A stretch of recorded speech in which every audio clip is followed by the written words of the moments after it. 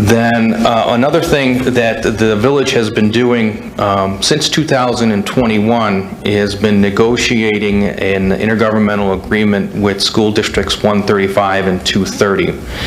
So since that time, staff has been meeting with representatives from those districts to try, in good faith negotiations, to try to come up with an IGA that addresses any concerns that they may have. And over time, we have done a number of things to just do that. First, a project of this scale is going to require and vision is going to require some TIF financing. So we know we're TIF eligible. Right now, the increment for these parcels, because the village owns them, is 0. If nothing happens there, there will be, the taxing bodies will get nothing because we own it. It's a 0 increment. So initially, we had recommended that we would extend the TIF. The TIF was established almost 20 years ago, and it's only now that we have a plan that's kind of coming to fruition. So if we go ahead and establish, first we initially wanted to extend it, and that we would have that ability to do that for 13 years. We met with the school districts, and they raised some concerns with that, and we heard them, so we amended our plan. Instead of extending the TIF, what we were going to do is exclude 9750. We were going to create 2 TIFs. We would keep the Main Street Triangle TIF, and that would be amended down to make it a much smaller TIF. And then we would create the Downtown Orland Park TIF. Downtown Orland Park TIF would be the original TIF boundaries, but it would exclude 9750. It would exclude the University of Chicago parcels. 9750 would not be in any TIF district then. Since it's the only property there that actually generates increment, what was going to happen was all of that increment would have gone to the taxing bodies, all the respective taxing bodies, 5 years in advance of when the TIF would naturally expire, which estimated to be $4.3 million. It was going to bring back $4.3 million to the taxing bodies. So we started this in 2021. We thought we had overcome all of the obstacles. The one obstacle was student reimbursement, meaning if any students came into the TIF district, the TIF Act provides for student reimbursement, and then it's subject to interpretation, but we made it clear, our interpretation was that any students that would come into that district, into that area, they would each individually be eligible for reimbursement. So that was the last obstacle as far as we were concerned. And so we started we drafted the IGA, and we presented the IGA, and we're really just kind of now at this point have to make a decision on that 9750. As the board may recall, a few weeks ago there were a number of procedural steps that the board approved relative to the TIF district, reimbursement resolutions and ordinances. We are now at a point where we need to proceed forward. We have to make a decision on 9750, whether that's going to stay in Main Street Triangle TIF, Downtown Orland Park TIF, or it will be excluded from any TIF.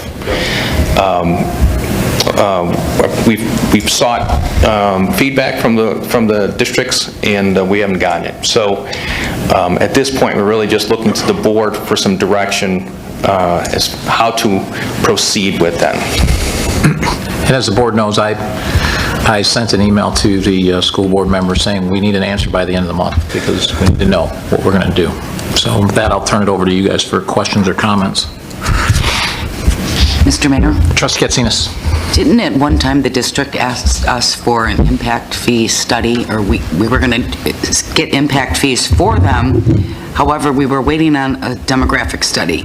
Have you ever received that? What is the status of that? So that is one of the, it's a great question, because that was the next thing I was going to talk about, was the impact fee ordinance.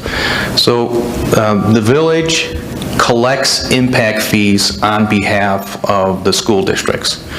The impact fee ordinance that the village is utilizing right now is about 10 years old. So things change, and those ordinances need to be updated periodically, just to make sure they are in line with law. So as we were going through our negotiations with the school districts, we also brought up that we need to update the impact fee ordinance. What would include, the impact fee ordinance would be updated, but also we would look for a separate IGA whereby the village, as a conduit for collecting the impact fees, the school districts would be giving us that authority. So a very important element to update an impact fee ordinance is a demographic study. So the school districts did initiate a demographic study. My understanding is that they've completed it. We haven't seen it. That's the last element that we need to really wrap that whole thing up. So that's where that's at. And George, when do you think that study was completed? I think it was 3 months ago, maybe. Okay, and could you just explain what impact fees are for people that listening that don't understand what they are? So an impact fee is a development comes into place, right? And we understand that it's going to have an impact on various districts. In this case, the impact fee ordinance that we're looking to adopt would provide initial funding for the school districts, based on the type of residential development that occurs. It's only for residential, because the theory is residential has the possibility of bringing in more school children. Our impact fee study our ordinance would also look to initiate an impact fee for the fire district. It's a very common thing to do, because the greater impact greater development has a greater impact on the fire districts. So it's really a developer-paid fee that goes to the separate districts to help them recoup the costs of added services. And also with taxes a year behind, many times those services are provided right away. They Correct. don't seek the relief until well into the future. It's kind of interesting that you'd think an item like this that would bring additional funding into their budget is not a high priority. I know for this board it would be. Yeah, it should be a high priority for everybody, especially since it's 10 years old. It has the possibility of being challenged legally. So that's why we have to go through our ordinance. We have to make sure they're up to date, and that's a very important thing right now. Thank you very much, George. Very good explanation. Mr. Mayor? Trustee Reardon? On that same point, have they given you any reason whatsoever as to why they either haven't shared it with you, or, what the results are? Is it delayed for some reason? Do they not like the results of it? I mean, we're looking for anything here, because it seems like it's going to help them. From what I've gathered, they disagree with some of the findings. That they hired the people to do, they're disagreeing with their findings. Right.